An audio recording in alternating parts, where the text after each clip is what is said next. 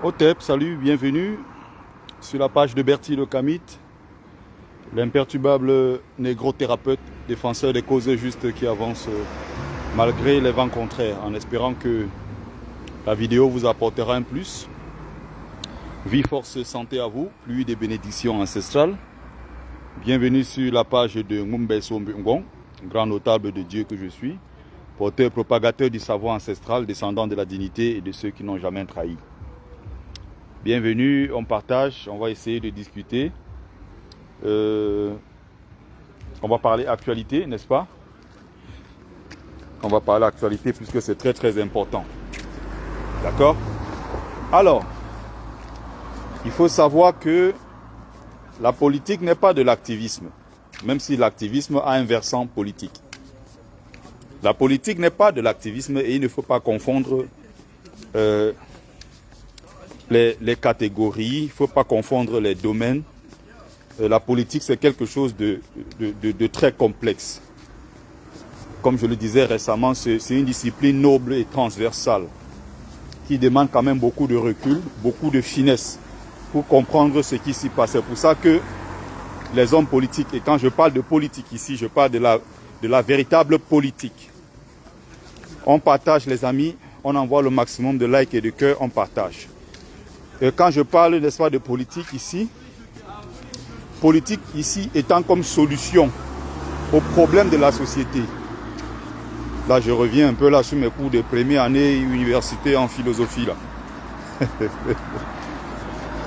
Donc, on parle de la réelle, de la politique en elle-même. Parce que moi, j'ai fait philosophie et j'avais pour option éthique et politique. Enseigné par Émile Kémonier. Voilà, c'était mon professeur d'éthique et politique. Comme les voient les petits lilliputiens activistes qui viennent parler de moi comme si j'étais leur camarade. Alors, je disais ceci, quand je parle de politique, au sens propre du terme, c'est-à-dire le souci de l'amélioration des conditions de vie des populations. Politique comme l'art de gérer équitablement la société, en redistribuant les richesses. Je ne parle pas de politique comme ce qui se passe au Cameroun, où tous les coups sont permis. Je ne parle pas de politique comme ce qui se passe au Cameroun, où il y a plus de saleté qu'autre chose. Il y a des coups bas, la bêtise a été normalisée. Non, non, je ne parle pas de cette politique-là. C'est pour ça que ceux qui sont véritablement fins arrivent à s'en sortir, arrivent à être aimés, n'est-ce pas, par les populations. Parce que ces populations-là se reconnaissent en lui. On partage, on partage. Donc, je suis en train de dire ceci, c'est très important, ce que je suis en train de dire. Et je vais inviter ici plusieurs autres camarades de lutte, hein, et même ceux qui sont des gens qui proposent leur analyse. Parfois, chacun donne son point de vue. Je ne parlerai même pas d'analyse à proprement parler. Ce qu'ils font jusqu'à présent, ce ne sont que des commentaires sur l'actualité politique. Mais ce ne sont pas des analyses qui sont techniques. Ce ne sont pas des gens qui savent de quoi ils parlent en réalité. Moi-même, sur ces questions-là, j'ai des limites. Et c'est pour ça que j'ai des réserves. Je n'entre pas dans des débats pour parler de ce que je ne maîtrise pas. Je n'entre pas pour parler de ce que je ne comprends pas. Parce que la politique au Cameroun ne se passe pas comme ailleurs. La politique camerounaise n'est pas lisible. Ailleurs, tu peux faire des prévisions et ne pas te tromper. Au Cameroun, prenez n'importe quel analyste politique aujourd'hui. Même le plus grand expert, vous lui demandez comment les élections vont se passer, quelle sera l'issue de ces élections-là. Personne ne pourra te dire avec 70% de certitude, même 60, même 50% de certitude. On est dans une zone d'incertitude permanente. Donc, quand je vois les gens se plaindre sur la toile, en disant que, ah, vous voyez aujourd'hui, vous voulez embrasser Isha Tiroma Bakari, alors que hier, c'est les mêmes qui étaient contre Issa Chiroma Bakari. Oh, vraiment, vous les gens de Kamtola, vous dérangez. Donc hier, Issa Chiroma Bakari était avec le diable. Et aujourd'hui, vous êtes prêt à le recruter dans votre camp. Simplement parce que vous voulez aller prendre le pouvoir. Donc vous voulez encore nous mettre les mêmes gens qui ont détruit le pays et qui ont mis le pays à genoux. Je me dis, mais qu'est-ce que les gens peuvent être aussi naïfs? Mais c'est très grave ce genre de raisonnement. Surtout sur le terrain politique. C'est très grave comme raisonnement. Les gens ne se rendent même pas compte des inepties qu'ils racontent. On est sur le terrain politique. Les choses ne se passent pas comme dans la vraie vie. C'est le terrain politique. L'objectif du MRC, c'est d'arriver au pouvoir. L'objectif de Maurice Kamto, c'est d'arriver au pouvoir. Donc, j'ai vu des gens se plaindre. Oui, Issa Chiroma Bakari, hier, c'est lui qui insultait Kamto. Aujourd'hui, vous êtes avec lui. J'ai dit que mais ceux-là, ils n'ont rien compris. Mais vous n'avez alors rien compris. Il faut lire les 48 lois du pouvoir. C'est un petit livre qui coûte seulement 14 €. Ça va beaucoup vous aider. C'est un livre qui va beaucoup vous désaliéner. Vous cliquez sur Google, au moment où je suis en train de parler là, tapez sur Google ou allez sur Amazon, vous cliquez les 48 lois du pouvoir. C'est l'auteur, c'est Norbert quelque chose de Green, quelque chose comme ça. C'est l'un des livres les plus lus dans le monde sur comment on gère le pouvoir. Comment on arrive à soumettre les autres en utilisant les lois du pouvoir. Et Maurice Kamto maîtrise ça à la perfection, puisqu'il est dans les milieux du pouvoir depuis au moins 50 ans aujourd'hui. Depuis au moins 50 ans. Samuel Eto'o maîtrise ces choses-là. Faites attention. Faites attention. Donc, c'est pour ça que je disais ceci. L'analyse en tant que politique, quand un politique analyse quelque chose, ça ne peut pas être pareil qu'un activiste. Un activiste, ça reste un activiste. Un homme politique est un homme politique. L'activiste, c'est celui-là qui porte un certain nombre de convictions et qui veut voir ses aspirations, son programme ou alors l'idéal qu'il porte, n'est-ce pas, être matérialisé sur le terrain par l'homme politique. C'est pour ça que j'ai dit que l'activisme a un versant politique. On ne fait pas de l'activisme pour faire de l'activisme. Comme je dis, pareil que la philosophie a un versant politique. En ce sens qu'elle apparaît comme solution aux problèmes de la société, aux problèmes politiques. Donc, ceux qui tiennent ce genre de discours sont naïfs pour plusieurs raisons. Maurice Kamto veut arriver au pouvoir. Et pour arriver au pouvoir, il a besoin des gens qui vont non seulement voter pour lui, mais il a aussi besoin de créer des alliances politiques. On partage les amis, on envoie le maximum de likes, on envoie le maximum de cœurs. Donc Maurice Kamto sait que pour arriver au pouvoir, il aura besoin des alliances politiques. Parce que Maurice Kamto, avec le MRC, ne va pas se lever comme ça facilement, aller au Grand Nord par exemple, et gagner les élections là-bas à plate couture. Ça c'est le raisonnement de l'homme politique, c'est-à-dire que je me mets là dans la tête de Maurice Kamto, qui n'a rien à voir avec me mettre dans la tête d'un illettré politique comme Calibri, qui a pondu une vidéo tout à l'heure où il attaquait encore le MRC, il attaquait les activistes en disant que, ah, vous voyez moi, Calibri, aller faire alliance avec les gens qui ont trahi le pays, mais c'est exactement ce que vous êtes en train de faire. Vous voyez moi, Calibri, aller faire une alliance avec les Tiroma, les Belobouba, alors que ce sont eux qui ont détruit le pays. Qu'est-ce que vous êtes en train de faire comme ça? Quel exemple vous voulez montrer? J'ai donc envie d'expliquer à travers cette vidéo pour qu'ils comprennent que l'homme politique ne raisonne pas comme l'activiste. Et l'activiste n'est pas un homme politique. Ce n'est pas le même raisonnement. On ne pense pas de la même façon. Donc, Maurice Kamto a pour objectif d'aller conquérir le pouvoir. Je parlais du Grand Nord. Sachant que Une fois dans le Grand Nord, il ne sera pas si populaire que les enfants même issus du terroir du Grand Nord. Qu'est-ce que Maurice Kamto doit faire? Il doit conquérir le peu d'électorat qu'il peut conquérir dans le Grand Nord et maintenant créer des alliances politiques avec ceux qui sont les ténors de la politique dans le Grand Nord. Excusez-moi. Et ceux qui sont les ténors de la politique dans le Grand Nord, c'est qui? Ceux qui ont un véritable poids politique dans le Grand Nord, sachant que c'est une région où les gens font ce qu'on appelle le vote tribal. Ils ne se cachent pas. Les nordistes disent clairement qu'ils veulent revenir au pouvoir. Les nordistes veulent avoir un rôle central dans le pouvoir au Cameroun. Donc, ils ne se cachent pas. Et le nordiste qui sera bien placé, tout le Grand Nord va se lever pour le voter, pour le soutenir. Sauf que le Grand Nord ne peut pas arriver au pouvoir avec seulement les votes des gens du Grand Nord. Le Grand Nord, ça fait seulement 3 régions sur 10 régions. Donc Maurice Kamto ici, si Issa Tiroma Bakari, si Bello Bouba et les autres lui donnent les garanties, ils vont faire ce qu'on appelle un deal politique. Ce qui va permettre que lui, il arrive au pouvoir. Il faut lire les 48 lois du pouvoir. Calibri, ça coûte 14 €. Achète ça, tu t'assois, tu lis.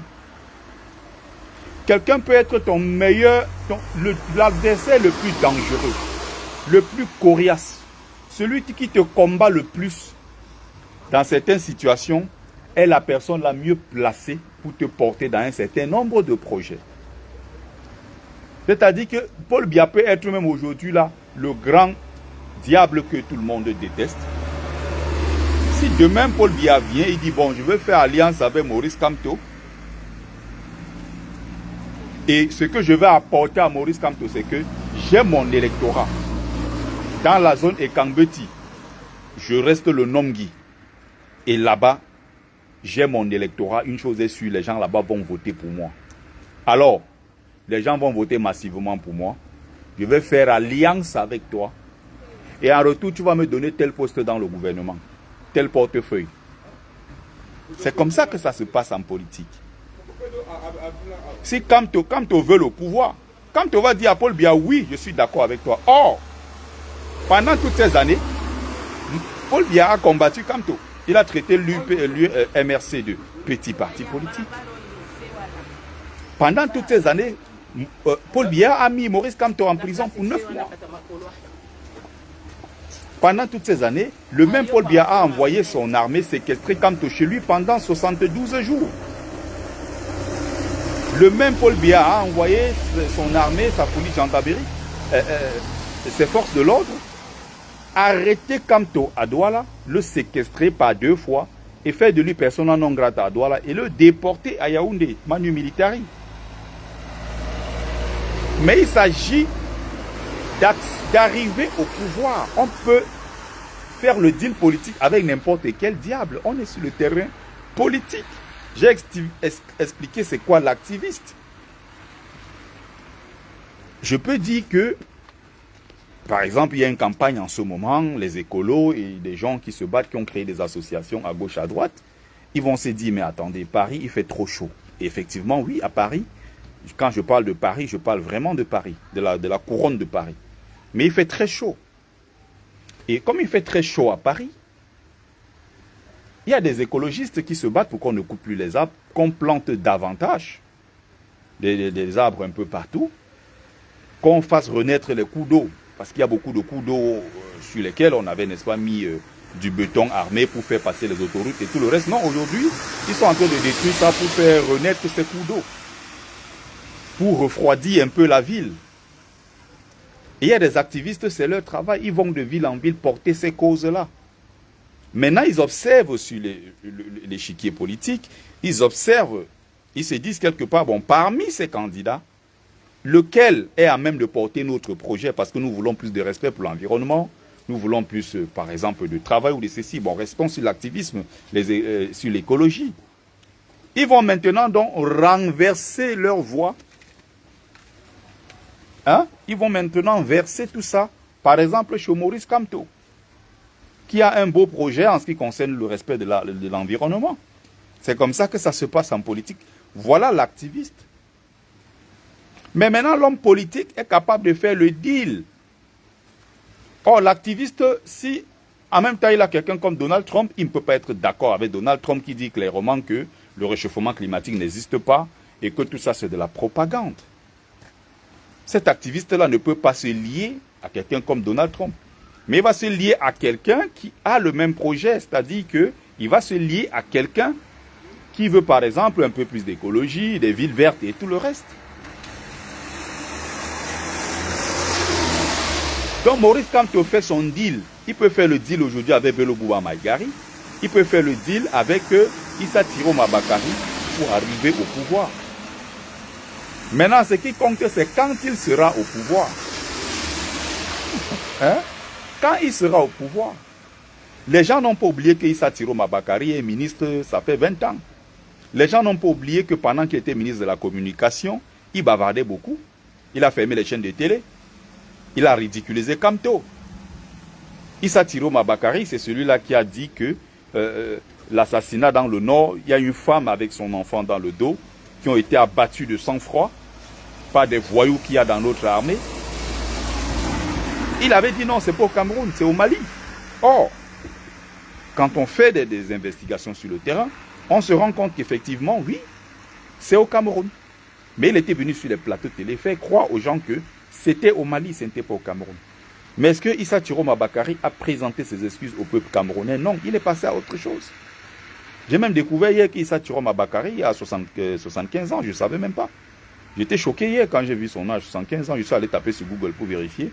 Mais oui, il a 75 ans. J'ai dit, ah, mais quand même. Je ne savais pas qu'il avait 75 ans.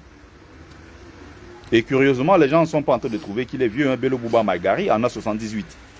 Mais c'est Kamto qui a 71 qui est vieux. Donc, vous voyez comment ça se passe. Je vous prends un autre exemple. Donc, Maurice Kamto peut parfaitement faire alliance. Mais ça ne veut pas dire qu'on oublie qui a été Issa Thiro Mabakari. C'est une fois maintenant, quand ils sont au pouvoir, que Kamto peut maintenant décider de prendre n'importe quelle décision, peut prendre n'importe quelle décision le concernant. Parce qu'il a un passif. Donc s'ils viennent faire alliance avec le MRC parce qu'ils veulent se cacher, ils veulent se couvrir à l'intérieur du parti, parce qu'ils veulent que le parti les protège contre les détournements de fonds publics et tout ce qu'ils ont eu à faire comme des ordres sous le gouvernement de Paul Biya, là ça devient un autre problème. Mais il s'agit pour l'instant d'alliance pour arriver au pouvoir. Une fois qu'on est au pouvoir, ça ne se passe jamais comme prévu. Parce que il y a une autre analyse, bon je vais parler de ça plus tard, il ne faut pas que je mélange les choses. Ce qui compte, c'est quand tu arrives maintenant au pouvoir. Et quelqu'un qui a compris ça, s'appelle Samuel Eto'o. Samuel Eto'o a compris comment ça fonctionne. Eto'o dit, je veux être président de la FECAFOOT. Il y a quelque chose, il y a un enseignement qu'on peut tirer de ce que Samuel Eto'o fait. J'ai fait une vidéo au soir de l'élection de Samuel Eto'o pour le féliciter. Pourtant, moi, je ne suis pas pro-Eto'o. Mais on peut apprendre des choses de Samuel Eto'o. Samuel Eto'o, c'est quelqu'un qui est déterminé dans tout ce qu'il fait. C'est quelqu'un, quand il veut aller dans quelque chose, il s'y met à fond. Et il se donne tous les moyens pour réussir. Ça, c'est un exemple. Vous voyez ce que Eto'o était capable de faire si on ne lui donnait pas la FECAFOOT. Voilà quelqu'un qui est déterminé. Le football aux footballeurs. Il est passé partout avec ça. Et il a pris la FECAFOOT. Samuel Eto'o, quand il était footballeur, il disait, ici c'est moi le meilleur et je vais gagner. Guardiola va gagner cette Ligue des Champions avec moi. C'est moi qui vais donner cette Ligue des Champions. Et c'était un bosseur acharné, Samuel Eto'o. Eto'o avec une hygiène de vie irréprochable. 19h, il est à la maison, il est couché. Il ne boit pas, il ne fume pas. Il ne part pas en boîte de nuit. Il n'est pas dans ces histoires-là. C'est pour ça qu'Eto'o a eu une grande carrière. Parce qu'il était concentré. Il avait une bonne hygiène de vie. Il savait ce qu'il cherchait. Il voulait être le meilleur footballeur africain de tous les temps. Et il a travaillé pour ça. Samuel Eto'o maintenant va arriver à la FECAFOOT. Il se dit, les deux experts dans le domaine. Il y a Jean-Bruno Tanier qui s'y connaît très bien. Il était dans la tanière avec nous quand j'étais encore footballeur. Et j'ai Ernest Obama. Et ces deux-là ont des connaissances assez poussées dans le milieu du football camerounais. Jean-Bruno Tanier a passé des années à insulter Eto'o. Bon, quand il dit insulter, c'est vulgaire. Il a commis des livres dans lesquels il a exposé un certain nombre de choses au sein de la tanière dont Eto'o était responsable. Jean-Bruno Tanier a à plusieurs reprises exposé les failles d'Eto'o et tout le reste. Ernest Obama, pendant des années, était contre ce même Eto'o. Maintenant, Samuel Eto'o se dit, j'ai envie d'arriver à la FECAFOOT, comment je fais? C'est pour ça que je vous parlais des 48 lois du pouvoir. Il utilise ses ennemis les plus farouches pour atteindre son objectif. Les gens se sont plaints que c'est Jean-Bruno Tanier qui avait passé le temps à insulter Eto'o. Oh, Jean-Bruno Tanier l'insultait. Oh, Ernest Obama, c'est un traître. Oh, blablabla. Samuel Eto'o a dit, j'ai besoin de ces deux-là. Et quand Samuel Eto'o donne son interview, il dit, mais vous imaginez un seul instant, qui mieux placé que ces deux-là pour m'accompagner dans ce grand projet? Il a pris Jean-Bruno Tanier, il a mis directeur de sa campagne. Il a pris communicant, porte-parole, quoi, officiel. Il a mis Ernest Obama. Il a remporté le titre de la FECAFOOT. Élection de la FECAFOOT. Bon, est-ce que vous voyez la suite? Quand il a remporté, c'est ça, utiliser les lois du pouvoir pour asservir son ennemi. On se sert mieux de son ennemi pour mieux l'étouffer. Donc, ne croyez pas que Kamto est naïf si aujourd'hui, il fait une alliance avec Issa Chiro Mabakari ou Bello Bouba Maïgari. Ne laissez pas croire aux gens que Kamto a oublié tout ce qu'il a subi pendant 7 ans. On est en politique là. On n'est pas dans le roi bébé, non, c'est la politique. On n'est pas dans les plaisanteries là. Là, on parle politique. Est-ce qu'on est d'accord? Donc Samuel Eto'o a compris comment ça fonctionne. Et il a tout simplement utilisé comment dire ça, cette astuce-là et ça marche parfaitement. Ça a marché parfaitement pour lui. On partage les amis, on envoie le maximum de likes, le maximum de cœurs. Les likes et les cœurs, on partage. Donc, c'est un livre très intéressant. Il faut comprendre comment ça fonctionne. Les lois du pouvoir. Et ne laissez pas croire aux gens que le Grand Nord, c'est le faiseur de rois. C'est le Grand Nord qui donne le pouvoir au Cameroun. Si tu ne passes pas par le Grand Nord, tu ne peux jamais être président. Mais si le Grand Nord aussi ne passe pas par le Sud, tu ne pourras jamais être président. Paul Biya, pour avoir le pouvoir, a eu besoin de passer par l'Ouest. Il a créé des alliances. Il a pris les bénédictions des chefs traditionnels. Il est allé dans toutes les régions du Cameroun. Paul Biya est allé dans le Grand Nord. Il a fait des alliances avec les Aladi. Il sait que là-bas, les Lamidas et les Sultanats, ce sont eux qui ont la parole dans le Grand Nord. Il a accentué les divisions entre les peuples du Grand Nord pour mieux contrôler le Grand Nord. Il a opposé les Islamopeuls aux Kirdi pour son pouvoir. Et il est allé là-bas, il a eu les bénédictions de tout le monde. Il est revenu s'asseoir à Yaoundé. Il est allé dans son propre fief chez les Ekambeti. Il a tissé des alliances avec des gens. Il est allé en pays Sawa, il a fait pareil. Au Ngondo, il a été reçu à plusieurs reprises.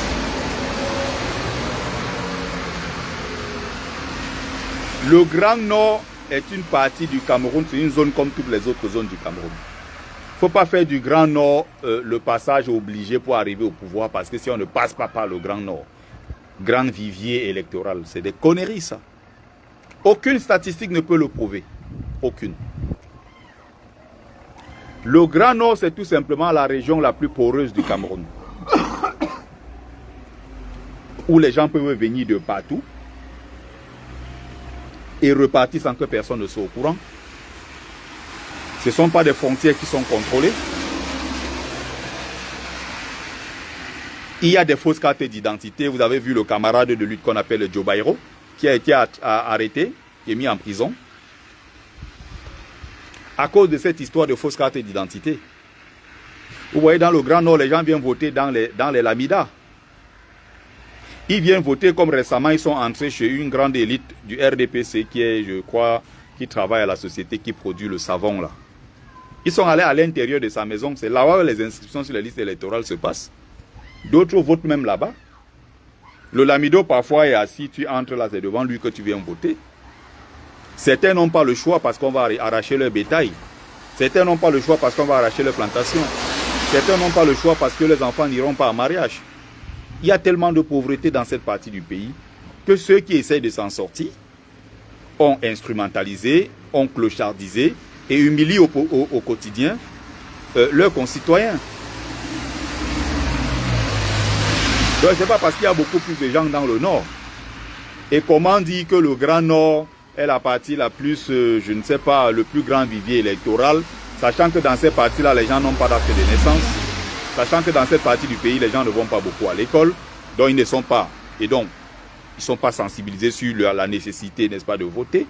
Beaucoup ne savent même pas c'est quoi le vote, mais ils ont leur nom et le nom de leurs parents qui sont partout. Ils ont leur nom un peu partout, ils votent, leurs parents sont morts, on les fait voter et tout le reste. Il faut quand même à un certain moment être sérieux dans ce qu'on fait. Si vous voulez faire des analyses, faites des analyses sérieuses. Dans le Grand Nord, c'est une partie. Si tu veux gagner au Cameroun, les élections, c'est comme partout. Il faut que tu gagnes au sud, tu gagnes au nord, tu gagnes à l'est, tu gagnes à l'ouest. C'est comme ça que ça se passe. Donc sortez de ce débat nocif-là. Sortez de tout ça. Et il y a d'autres qui disent maintenant, oui, Issa Tiroma Bakari est en mission pour détruire l'opposition camerounaise. Vous savez, je veux faire référence ici à Laurent Gbagbo, qui a l'habitude de dire ceci. Quand on t'envoie, il faut savoir t'envoyer. Je recommence. Quand on t'envoie, il faut le savoir t'envoyer. Pourquoi? Issa Tiroma Bakari peut être sincère dans sa démission. Issa Tiroma Bakari peut être vraiment dans une rupture totale avec le RDPC et se positionne comme candidat pour être président du Cameroun.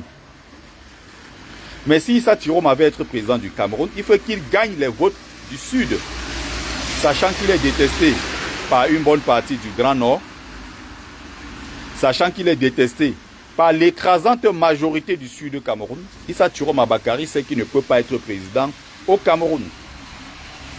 Il faut qu'on soit bien d'accord là-dessus.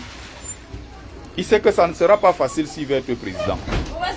Et que même en tant que nordiste, Samuel Eto'o, Issa Tiroma Bakari,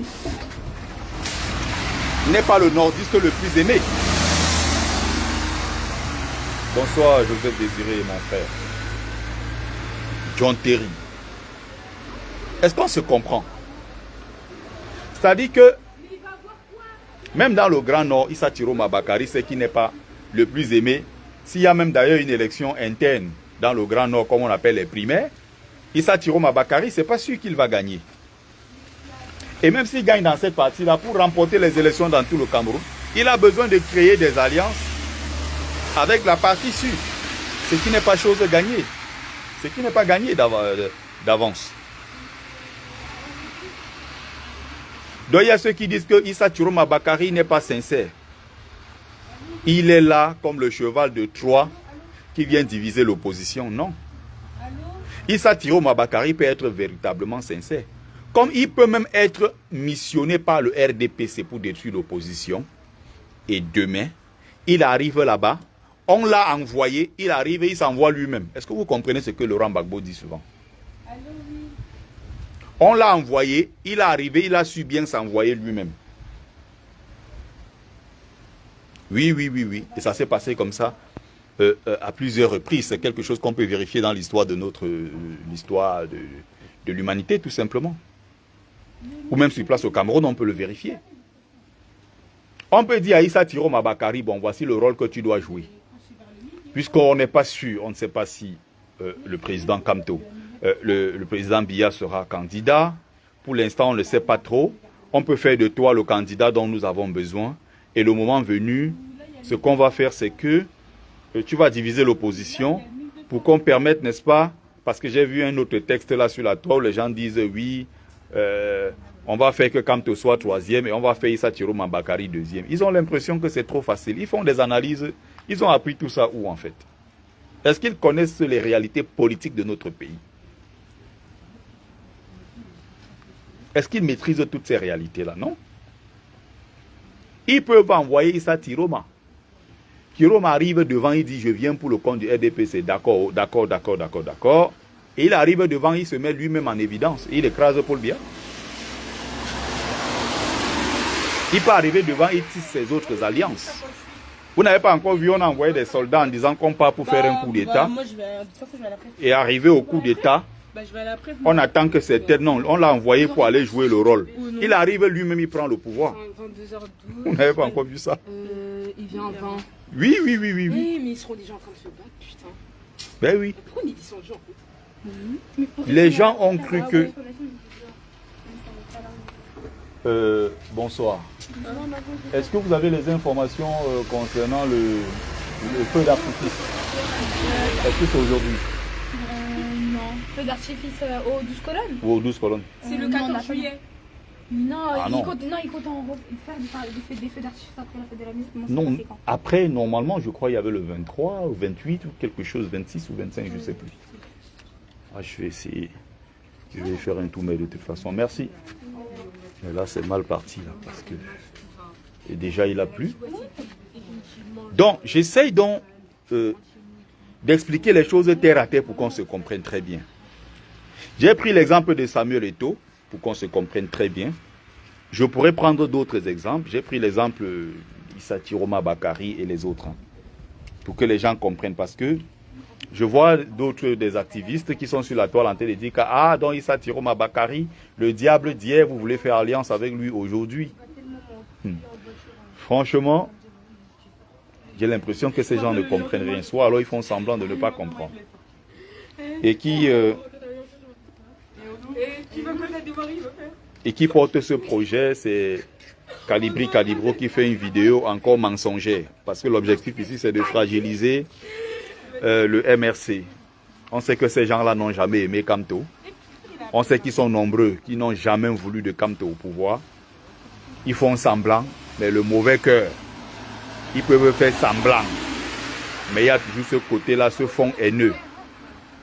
Ce fond même, je dirais, tribaliste aussi, qui les habite. Et ils font semblant, mais après, il y a toujours un côté qui refuse que non, le Bamileke, là, Kamto, il ne faut pas qu'il soit président. Bon, maintenant, parlons du retour du Grand Nord, qui compte jouer un rôle très important dans les prochains événements politiques au Cameroun. Pour revenir au Grand Nord, n'oublions pas, vous savez,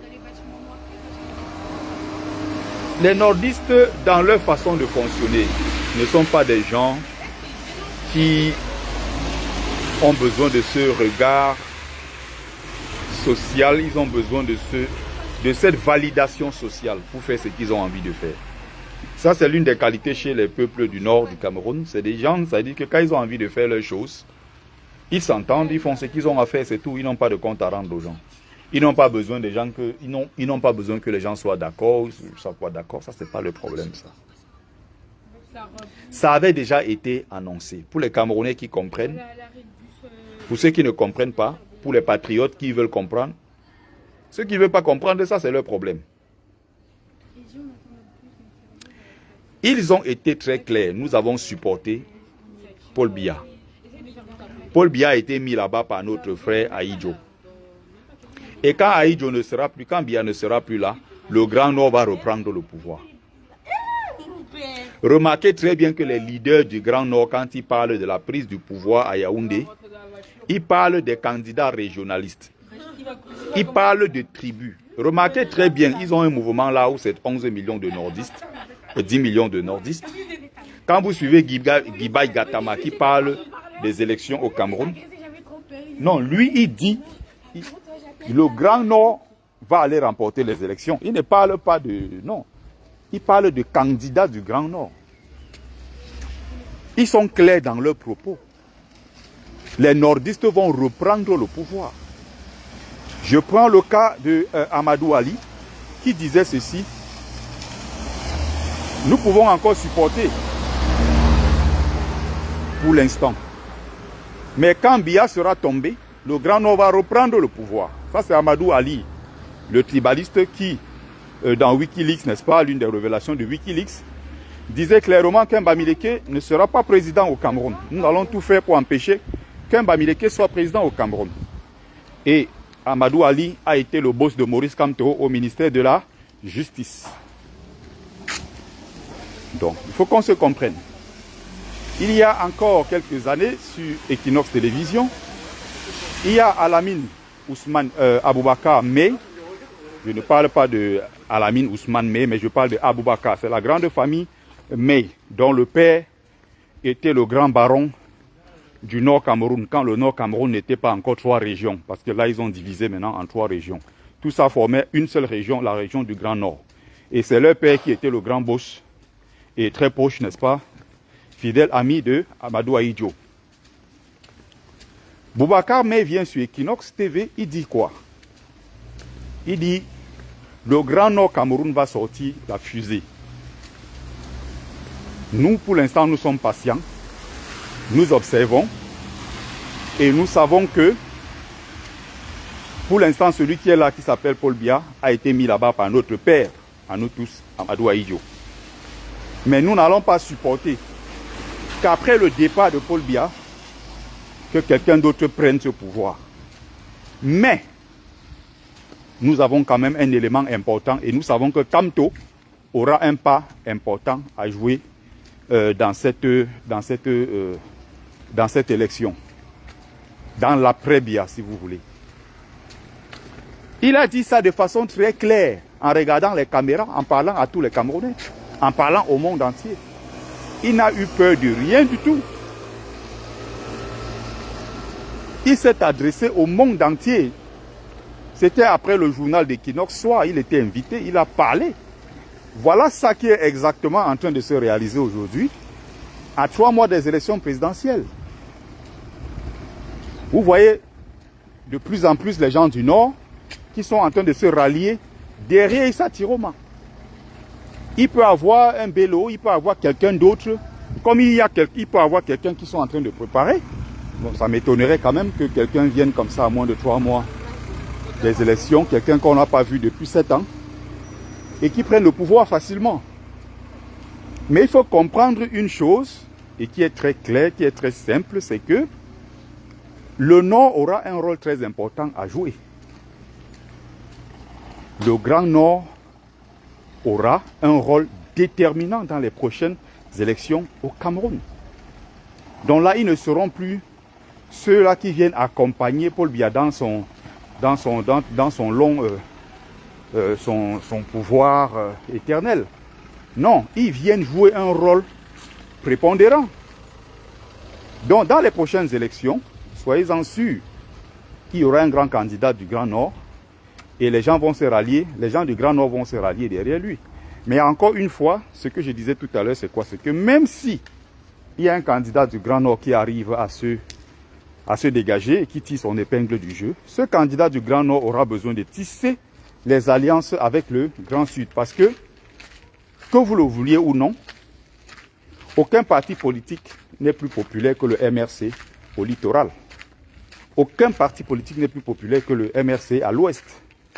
Même au centre. Hein? Même au centre. Même dans les élections frauduleuses, Kamto a gagné au Fungi, dans le Fungi. Vous comprenez? Donc tout le reste là, il faut savoir que dans plusieurs régions du Cameroun, le MRC est très très populaire. Très populaire. Donc il s'agit ici de créer les alliances. Ça, c'est les hommes politiques qui parlent. Ce ne sont pas des activistes. C'est justement ce que... Vous comprenez très bien que j'évite de parler de Calibro parce qu'en fait, c'est pas lui, c'est pas la personne qui m'intéresse. C'est comme une marionnette que j'utilise dans mon live pour faire passer un message à ceux qui ne comprennent pas ces subtilités-là de la politique. On est en politique, on n'est pas dans l'activisme, on n'est pas dans les agitations puériles ici. Non, on est en politique, il s'agit du destin des millions de Camerounais. Et Kamto n'est pas là pour être ministre de quelqu'un. Parce qu'il y a une dame qu'on a écoutée là qui disait que vraiment, il faut qu'on fasse le nécessaire. Hein, pour calmer Kamto, il faut qu'on lui donne un poste de ministre. Qui vous a dit que Kamto veut être ministre? Kamto veut être président de la République. Si Kamto voulait être premier ministre, il le serait depuis. Quand Kamto était en prison, vous savez les promesses qu'on a faites à Kamto. Mais non, il n'a jamais accepté. Jamais.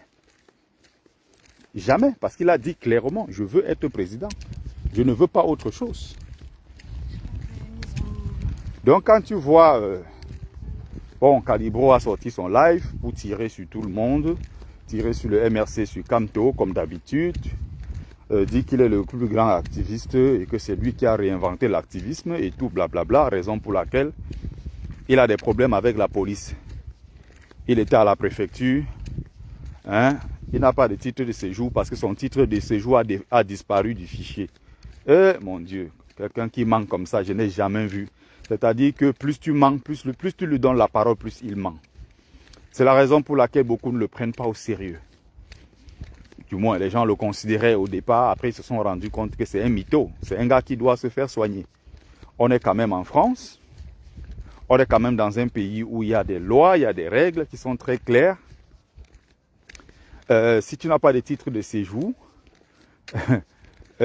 du jour au lendemain, non, il y a une explication qu'on te donne. Il dit, il est resté comme ça un matin. On a dit que son titre de séjour a disparu. Heureusement que quelqu'un l'a appelé pour prévenir que son titre de séjour a disparu. Et il est allé vérifier. Il a vu que son titre de séjour a disparu. Et comme il est un très grand activiste, c'est pour ça qu'il subit toutes ces tortures-là, qu'aucun autre activiste ne subit les mêmes choses que lui. Il subit toutes ces choses-là parce qu'il est un très grand activiste et que nous autres là, on n'est même pas fiché S, on n'est rien du tout, donc on ne représente rien, on ne représente pas une menace pour la France. Grosso modo, il veut faire croire aux gens que bon, il est tellement grand activiste que la France a peur de lui, il fait peur à la France, et que s'il est fiché S, en fait, il suffit d'être fiché S pour être confirmé comme un très grand combattant. On va vous expliquer les choses terre à terre, encore une fois, un autre mensonge, une autre manipulation. Alors, quand il dit ça, il y a les naïfs qui écoutent, et les naïfs tombent dans le piège, ils tombent dans le panneau, ils se disent « Ah, ben le pauvre, l'enfant d'autrui ». Et j'ai bien aimé comment Zuya détruit tout cet argumentaire. Il faut savoir une chose, et moi-même je l'ai expérimenté par 2 fois dans ce pays. Quand tu as le moindre pépin ici, déjà, dans un pays comme la France, qui est très sérieux, et où tout le système est informatisé, Calibri arrête de mentir, tu ne peux pas avoir un titre de séjour avec un numéro étranger qui est bien connu. Et du jour au lendemain, on dit que ton titre de séjour a disparu du fichier. Mensonge. Encore un autre mensonge, une autre manipulation. Il faut aller dire ça à tes ndunguru qui t'écoutent. Personne ne peut te prendre au sérieux quand tu passes ton temps à débiter de telles inepties. Tu as un titre de séjour qui est valable. En aucun moment, ton titre de séjour peut disparaître du fichier national sans qu'on ne t'envoie un courrier recommandé pour t'expliquer pourquoi. Même si tu sors de chez toi, tu n'as pas ton titre de séjour, les flics t'arrêtent, on demande ton nom, tu donnes ton nom, on tape ou bien on appelle la base. La base vérifie à travers ton nom, on tape, tac, ça va sortir tout. Si tu as perdu ta carte, ton titre de séjour, tu peux faire une déclaration de perte, on te fabrique un autre. Tu dis que tu es tellement dangereux pour la France, que la France ne t'a pas qu'il a. Donc tu es tellement grand activiste, tu es dangereux pour la France qu'on te laisse à l'intérieur de la France, tu peux boire ton vin partout, tu marches partout, tu travailles même, tu voyages, tu montes, tu descends et tout. Oh, franchement. Ouais, vraiment, quand on est né dans des quartiers compliqués comme les Bamakéa, on passe le temps à mentir. Si tu étais un danger pour la France t'aurait éliminé depuis très longtemps. Et pour t'éliminer, ce n'est pas compliqué. Tu ne représentes aucun danger pour la France. Tu sais comment la France traite des grands terroristes, les gens qui sont dangereux pour la France? Tu sais comment la France les traite? Tu connais quand même le cas Guérandi Mbara. Guérandi Mbara ne se cachait pas. Guérandi Mbara disait clairement que Biava partit par les armes. Et il est allé au feu de l'action. Il portait les armes pour aller, Ilan Paul Biya au Cameroun, le sortir de là et s'installer au pouvoir. Vous savez dans quelles conditions ces gens-là vivaient? Quelqu'un est activiste, il vient dire aujourd'hui comment il a révolutionné l'activisme. Il a fait quoi. Il a fini de mentir qu'il est le père fondateur de la BAS. Pendant des années, ce n'est pas passé. Maintenant, il est venu sortir autre chose. Donc, quand tu arrives, monsieur, on vérifie ton nom dans le fichier. Ça s'appelle le fichier national des étrangers. Ça existe en France. Merde, mon Dieu. Quelqu'un vient s'asseoir en plein live. Il dit qu'on a son nom a disparu du fichier des gens qui ont le titre de séjour. Ça, c'est quel genre de mensonge, ça? C'est incroyable. Ouh là là là là là là là là. Quand on te contrôle, le plus important, on veut savoir si tu ne représentes pas un danger pour la France. Si tu ne représentes pas un danger pour la France, on te laisse passer. Quand les gens parfois contrôlent, le plus important n'est pas de savoir s'il a des papiers ou il n'a pas les papiers, c'est pas ça. Moi, dans ce pays, j'ai été contrôlé 2 fois. Et j'étais sans papier.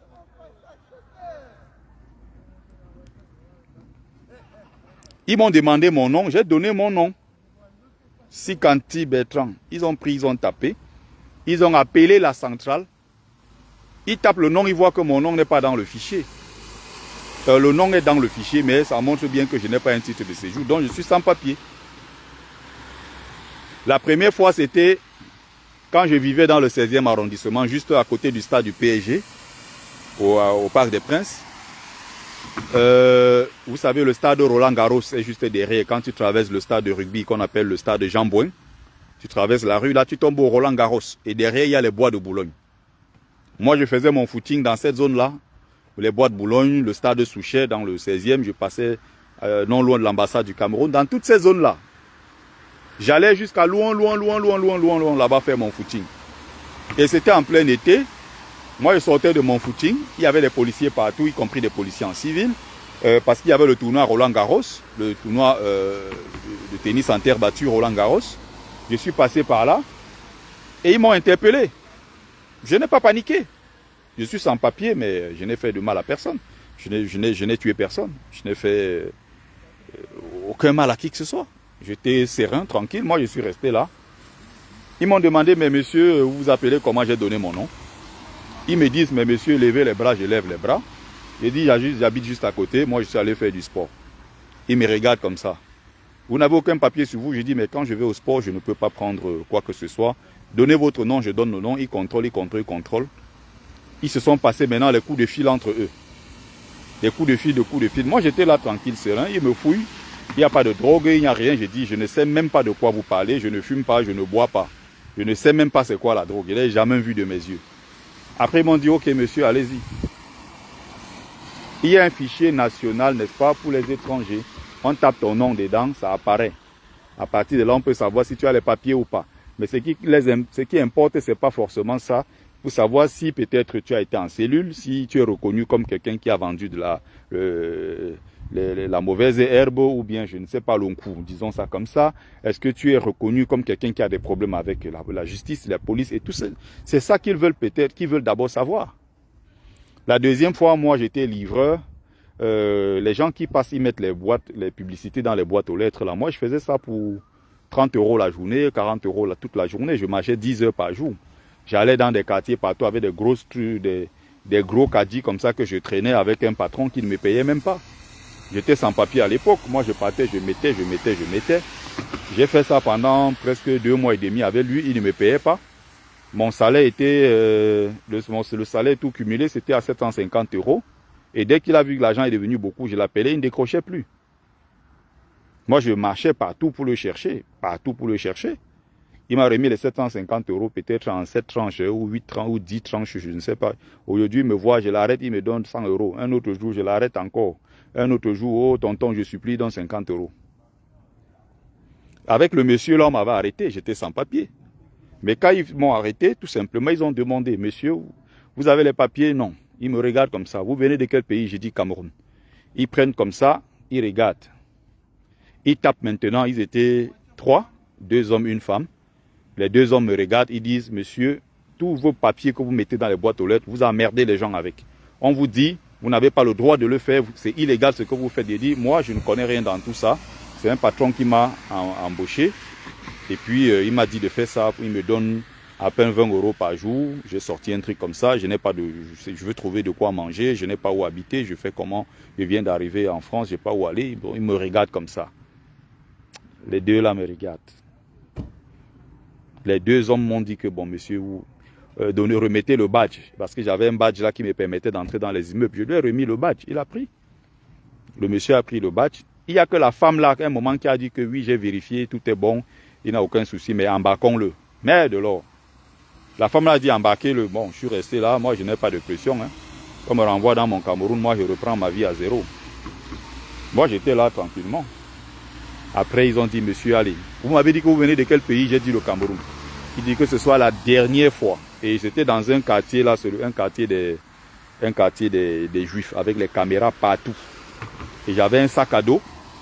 Et c'était un moment très dangereux parce qu'il y avait des attentats à ce moment. Il y avait beaucoup d'attentats. Et quand tu sortais avec un sac à dos, c'était suspect. Ils m'ont pourtant arrêté. Moi, je me suis exprimé tranquillement. Ils m'ont dit, si on vous revoit encore dans ce même quartier-ci la prochaine fois, vous allez retrouver dans votre merde du Cameroun là. Vous avez compris? J'ai dit oui, chef. J'ai pris mon sac, j'ai mis au dos, j'ai seulement traversé comme je suis moi parti. Non mais, c'est pas possible. C'est-à-dire qu'il y a de ces choses, quand tu écoutes certains activistes qui veulent se donner l'air d'être je ne sais pas quoi, quand tu les écoutes, c'est à mourir de rire, quoi. C'est-à-dire que, quand ils font ça, bon, évidemment, il y a la racaille qui peut croire à ce genre d'ineptie, mais en même temps, il y a des hommes quand même d'un certain niveau qui écoutent aussi hein, ce qui se dit sur la toile et ils sont souvent très choqués. Ils sont stomaqués d'écouter ce genre d'ineptie venant de la bouche des gens qui ne savent même pas. Calibri estime que il ne peut pas aller au Canada, il ne peut pas aller aux États-Unis, il ne peut pas aller en Angleterre, il ne peut pas aller nulle part parce que ces pays-là s'échangent de données. Mon Dieu!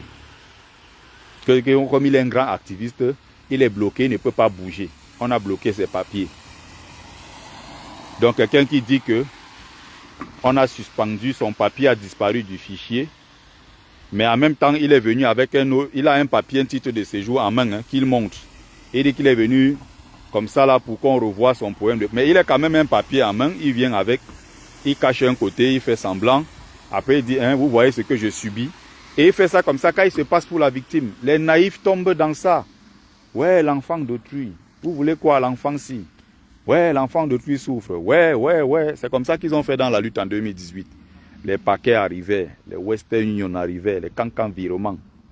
C'est comme ça qu'ils se sont fait de l'argent dans la lutte. En détruisant les autres et en se passant pour des victimes. Bonsoir, papa Robin Djencha. Eh oui, voilà comment les gens fonctionnent. Le mensonge, les manipulations. Depuis quand la France échange les données avec les États-Unis pour empêcher un simple activiste? Il y a des délimitations géographiques, il y a des délimitations. Donc c'est un peu comme si tu as des problèmes en France, on va appeler au Canada pour dire que tu es interdit d'aller au Canada. Mais c'est quand Calibri raconte de ces inepties, j'écoute ça, je dis, oh mon Dieu, c'est pas possible. C'est pas possible. Et il y a les naïfs qui l'écoutent. Il fait ces bêtises là, il balance quelque part. Il y a des gens qui regardent vrai, ils croient que ce qu'il dit là est vrai. Franchement.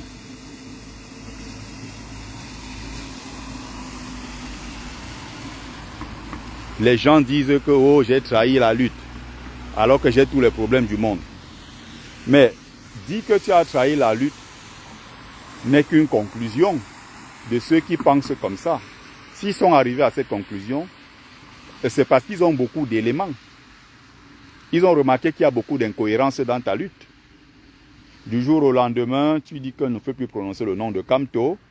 Du jour au lendemain, tu dis que le combat n'est plus en Europe, c'est maintenant au 237. Du jour au lendemain, c'est toi qui dis que non, il doit avoir un nouveau leader qui doit émerger au MSC parce que c'est la dictature. il faut porter Bibou Nissak. Du jour au lendemain, c'est vous qui dites que Kamto est mou. Justement, les Français ne veulent pas avoir sur leur territoire des terroristes. Vous faites partie des gens qui avaient porté des armes ici. Sur la place publique, vous avez porté des armes. Il y a des vidéos. Il y a des photos où vous avez cotisé pour acheter des armes. Où vous avez même lancé des projets. Il y a plein de choses sur la toile. Donc, ces gens-là, au moins, c'est quelque part, ils se disent, bon, ces gars-ci, il faut les mettre sous surveillance ou il faut peut-être quand même les observer. Et même ça, je ne suis pas très, très sûr. Parce qu'ils savent qu'on ne représente pas une menace pour la France. Notre combat, ce n'est pas contre la France. Notre combat, c'est contre le régime en place. Et ce n'est pas comme si nous, on était des gens violents, des gens qui portaient des armes, qui font des attentats. Non, on est dans des revendications citoyennes où on porte notre voix, on essaie de passer notre message au peuple, c'est tout. Les mêmes interrogatoires que tu subis là, nous tous on subit ça. Tu crois aussi que les services secrets ne me connaissent pas? Ou que les services secrets ne savent pas qui je suis? Ou tu es le plus grand combattant, tu es le seul qui est fiché, est-ce que tout le monde le connaît?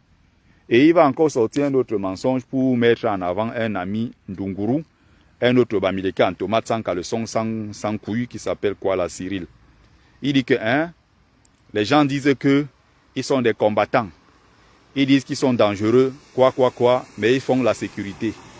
Si tu es un combattant véritable, si tu es vraiment un combattant, tu peux travailler dans la sécurité. Demandez-vous combien de fois mon ami qui s'appelle Cyril a eu des problèmes avec sa carte pro du CNAPS. Hey, c'est vous qui vous moquez des agents de sécurité. Donc Cyril est aussi agent de sécurité. Il n'est pas ingénieur. Il n'est pas médecin. Ouais, c'est pas possible. Il fait quoi avec une carte du CNAPS?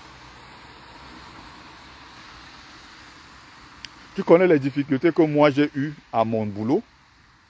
Tu connais les difficultés que j'ai eues avec les services secrets français? Tu sais pendant combien de temps moi je suis resté là, je n'avais pas de boulot? Où j'ai perdu ma carte professionnelle? Où il a fallu me battre dans tous les sens pour renouveler ma carte professionnelle? Tu sais ce que j'ai traversé durant cette période-là? Non. Tu es le grand combattant. Non, comme je fais la sécurité, je fais la sécurité, j'ai une carte pro, ça veut dire que je ne suis pas un combattant. En réalité, que pour être un grand combattant, pour être un vrai combattant reconnu, c'est que je dois être fiché S. Oh, il ne peut pas faire un bon travail, un vrai travail, il ne peut pas travailler dans un aéroport parce qu'il est fiché. Ce n'est pas toi qui te vantais ici avec les mêmes histoires. C'est pas toi qui disais ici que non, la prise de l'ambassade c'est toi. Toi et rien que toi. Tu as tout pensé, tu as tout construit quand il fallait prendre la gloire. Maintenant, s'il y a des conséquences à assumer, il faut que tu les assumes aussi. Un homme, c'est ça. C'est pas se mettre devant et récolter les dividendes quand ça l'intéresse. Et derrière, quand il y a les responsabilités, on fuit. On fuit, on court jusqu'à on se renverse même.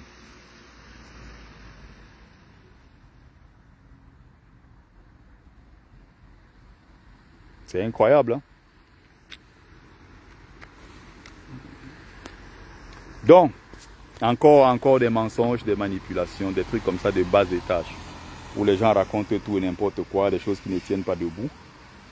Si tu es avec les gens, du jour au lendemain, tu deviens incohérent. Les gens comprennent que les gens ont le droit de tirer la conclusion selon laquelle tu as vendu la lutte. Quand on te voit rouler dans une grosse voiture qui coûte 35-40 000 euros et qu'on n'a pas la traçabilité sur tes revenus, les gens ont le droit de conclure que tu es un bandit. On sait que tu n'as pas de formation. Quand tu dis aux gens qu'au Cameroun, tu étais riche, tu avais déjà les millions quand Djemba n'avait rien. Tu avais les taxis. Tu avais une maison de 60 millions. Tu avais les business partout. Tu les as eus comment? Bonsoir, brave combattant Omer de Banjoum. Tu as eu cet argent comment? Est-ce qu'on peut avoir une traçabilité? Tu travaillais où? Tu as eu quel niveau de formation? Tu faisais quel business? Tu déclarais tes impôts où? Tu as des taxes, tu as des preuves de tout ce que tu racontes? Et comment se fait-il qu'avec tout ça, tu n'as pas pris Air France ou Air Suisse? Tu as pris la route du Boza, le désert, pendant 3 ans pour arriver en Europe. Il faut prendre les Camerounais pour les cons. En tout cas, ce sont tes followers. Sans cervelle. C'est à ceux-là que tu vas raconter tes inepties. Bref, c'était juste les 10 dernières minutes du live hein, pour parler un peu du menteur patenté, Calibro. Il manque comme il respire. Il manipule à souhait. Mais retenez les 40 premières minutes, je crois. Là, je suis à combien de temps? Je suis à 1 heure. Donc, retenez plutôt les 50 premières minutes où je prends vraiment le temps de bien expliquer les choses. Comment se font des alliances politiques. Comment les choses se passent sur le terrain politique, les décisions politiques, les alliances et tout le reste. Je crois que j'ai suffisamment expliqué pour que les gens comprennent quel rôle joue Issa Chiroma. Et il n'y a pas que lui, il y a les autres démissionnaires. Donc si tu dis aimer Maurice Kamto, si tu dis soutenir Maurice Kamto, n'entre pas en guerre et en bataille avec les Chiroma, les Bello et les prochains démissionnaires, parce qu'aujourd'hui je crois qu'il y a encore eu 2 démissions. Le bateau est en train de chavirer. Ils sont en train de tous fuir le bateau. Donc n'entrez pas dans les faux débats. On reste concentré derrière Maurice Kamto. On lui donne la force, on le soutient. On s'inscrit sur les listes électorales. On va retirer sa carte de vote. On n'attend pas que l'ambassade ou je ne sais qui envoie le SMS. On va s'inscrire, on va retirer la carte et le moment venu, on part voter. Maurice Kamto, on surveille et on défend son vote. Maintenant, en ce qui concerne les alliances entre le MRC ou l'APC et les autres leaders politiques, nous avons été très clairs. L'honorable Jean-Michel Ninche a été très clair. Soit vous venez avec nous, soit on considère qu'on n'est pas ensemble. Point. Il y a un seul véritable parti d'opposition au Cameroun qui s'appelle le MRC, qui a fait une alliance avec l'APC, n'est-ce pas, de l'honorable Jean-Michel Ninche qui a le FCC. Donc il y a une grande alliance avec tous ces partis politiques-là. Et il y aura, je crois, demain ou après-demain, l'installation des 11 élus qui ont quitté le SDF et d'autres partis politiques pour rejoindre le MRC, pour rejoindre, n'est-ce pas, le grand parti politique, tout ça. Donc, si Issa Chiroma, si Bello et tous les autres ils veulent lutter contre le pouvoir en place, ils sont sincères dans leur rupture avec le RDPC, qu'ils viennent nous rejoindre, on va aller à la bagarre ensemble. S'ils sont de l'opposition et qui ne veulent pas faire alliance avec nous, on ira aux élections. Et nous, on part pour gagner. C'est à plate couture.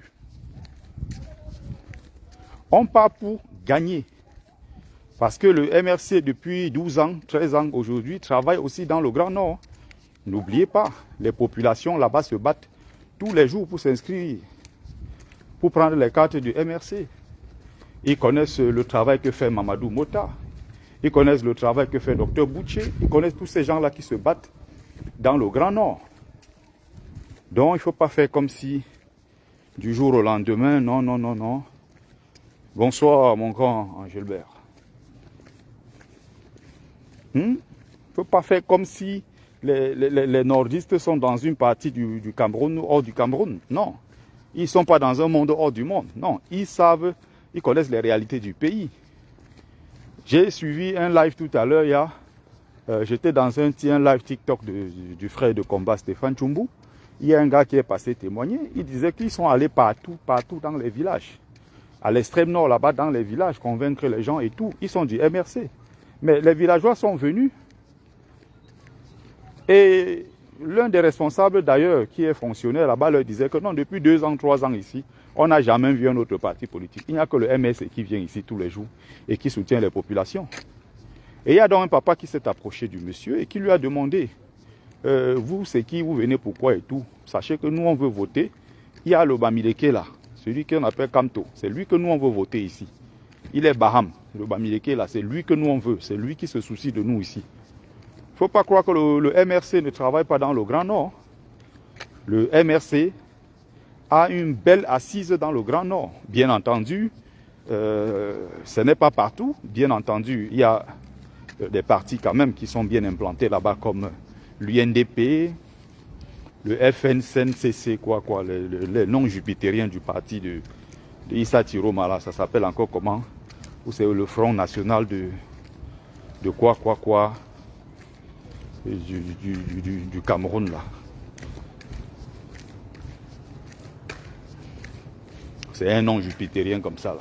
Alors, il ne faut pas croire que... Non, et même Issa Tiroma Bakari, ce n'est que à Garoua, ce n'est que dans un petit coin quelque part là-bas à Garoua. Ce n'est pas comme si lui, il avait 50 élus, il a un grand parti politique avec des élus partout, non. Donc nous sommes en train de travailler, nous sommes sérieux dans notre travail et le résultat c'est pour bientôt. On est à 3 mois des élections et bientôt on sera tous au Cameroun. Et tous ceux qui se moquent de nous aujourd'hui, bientôt ils seront en exil.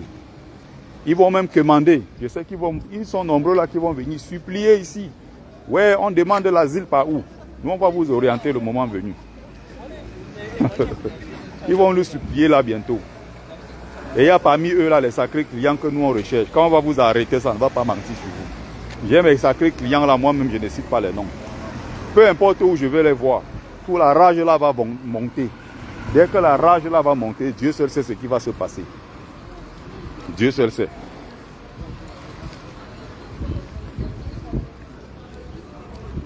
Bref, on a passé un bon moment. Merci à ceux qui ont pris le temps de regarder le live. Merci à ceux qui ont également partagé. Ceux qui ont, n'est-ce pas, encouragé avec les commentaires. C'était Bertie le Kamit, l'imperturbable négro-thérapeute, défenseur des causes justes qui avance malgré les vents contraires.